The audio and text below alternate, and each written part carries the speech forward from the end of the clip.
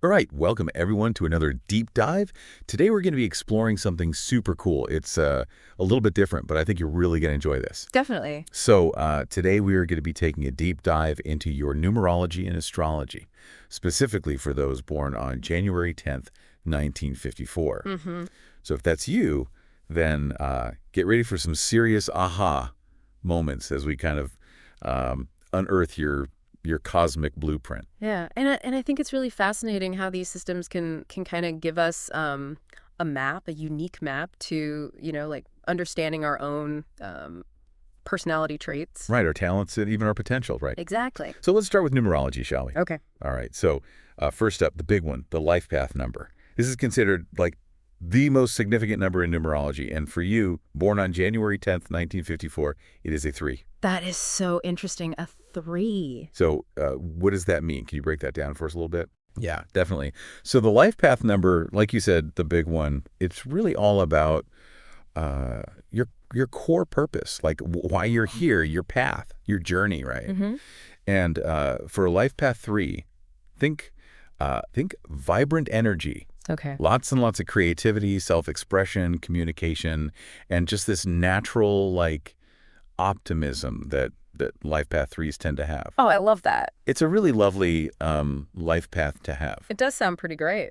Yeah, it does. It suggests someone who really thrives on connection, They love bringing ideas to life, and they often kind of just light up a room when they walk in. Yeah. They have that energy. I can definitely see that. I mean, just thinking about people I know with the life path 3, they do tend to have that kind of sparkly, like infectious energy. Yeah, definitely. But, it's interesting to me because I also know that life path 3 can be a little bit prone to maybe distractions sometimes. Right. So it's like, how do you balance that creative expansiveness with maybe like needing to focus and stay disciplined? That's such a great point because, yeah, the energy of a 3 can be a little scattered sometimes, So finding ways to kind of like channel that energy constructively, like really intentionally, is going to be key for a 3. Right. And I think for our listeners out there who might be curious, how do you actually calculate your life path number? Yeah, so it's actually pretty straightforward. You just add up all the digits in your birthday, and then you keep reducing it until you get to a single digit. Okay. So in this case, January 10th, 1954, it would be 1 plus 0 plus 1 plus 1 plus 9 plus 5 plus 4, Right. which equals 21. Okay. And then 2 plus 1 gives us 3. 3.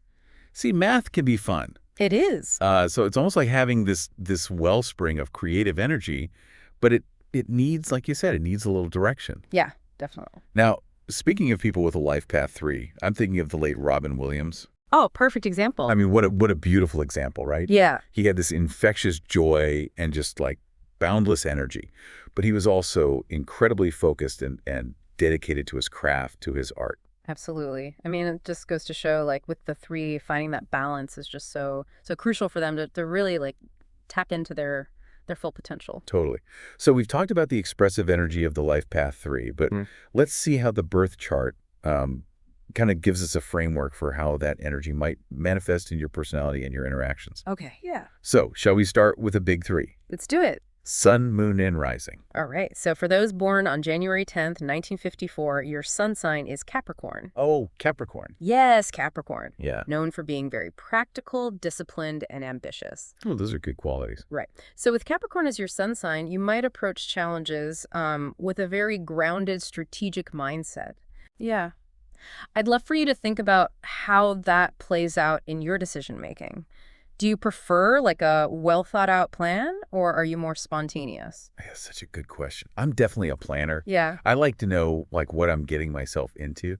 I'm not super spontaneous, but I do admire people who are. Yeah. So I see this Capricorn energy as like a really strong foundation. Mm-hmm. And it combines so interestingly with the moon sign, which for those born on January 10th, 1954, is Pisces. Yes, Pisces. Oh, Pisces. So Yeah. we've got the grounded Capricorn and the dreamy Pisces. What does that tell us? So Pisces is all about deep intuition, sensitivity, and emotions. Whoa. So this blend is really interesting because it suggests someone who is both grounded and deeply feeling. So they have that like practical side, but also this like huge well of emotion and intuition. Exactly. That's fascinating. And you know what? That Capricorn sun is actually going to help you to kind of channel that Piscean emotionality into tangible action. Oh, okay. So it's not just like feeling things really deeply, but it's actually taking those feelings and doing something with them. Exactly, exactly. And it also suggests that you might find a lot of like fulfillment in creative outlets. So like art or music. Yeah, things that allow you to express those emotions in a structured way. That makes sense. Yeah. All right, so we've got Capricorn Sun, Pisces Moon. What about the rising sign for January 10th, 1954? The rising sign is Virgo.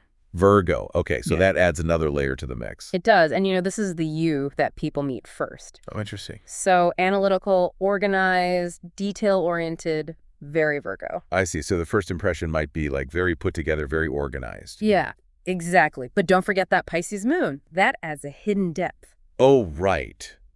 So they might come across as practical and reserved initially, but then Yeah. like underneath there's this whole world of emotion and intuition. Exactly. It's like a still lake with hidden depths. I love that. So just to kind of recap for our listeners, we've uncovered this really interesting mix of earth and water energy, right? Mm. We've got that grounded ambition from Capricorn, emotional depth from Pisces, and that detail-oriented mind from Virgo.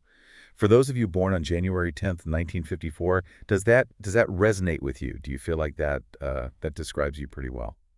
I'm curious to know, too, because it's so interesting how these seemingly like different energies can actually work together to create such a dynamic personality. Right. Like the earth energy, for example, it provides structure and stability. Oh, okay. And then the water energy, it brings in that emotional depth and intuitive understanding. I see. It's like they balance each other out. Exactly. So, how can understanding these energies actually help someone navigate their life more effectively? I mean, is it just like a fun fact to know, or can we actually use this information? Oh, absolutely you can use it. It's all about recognizing your strength and your potential challenges. Right.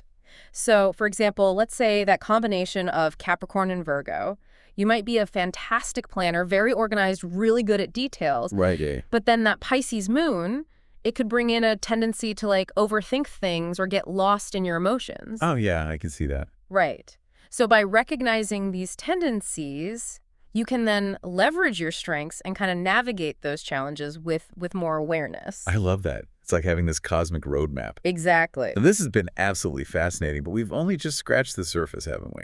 Oh, yeah, just barely. I mean, there is so much more to explore when it comes to your birth chart and numerology. We're talking about planetary aspects, house placements, compatibility. Right. So much. It's like a rabbit hole you can keep going down forever. Exactly. I mean, we didn't even get to talk about the different houses in your birth chart, right? Right, right. And each of those houses represents a specific area of your life, like your career, your relationships, your personal growth.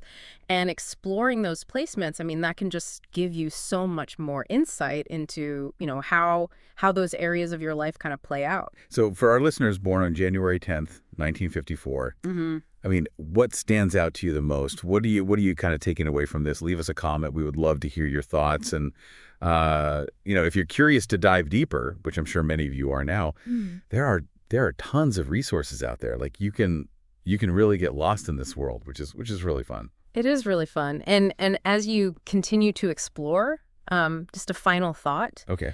Knowing this about yourself, what potential or hidden talent might you want to explore further?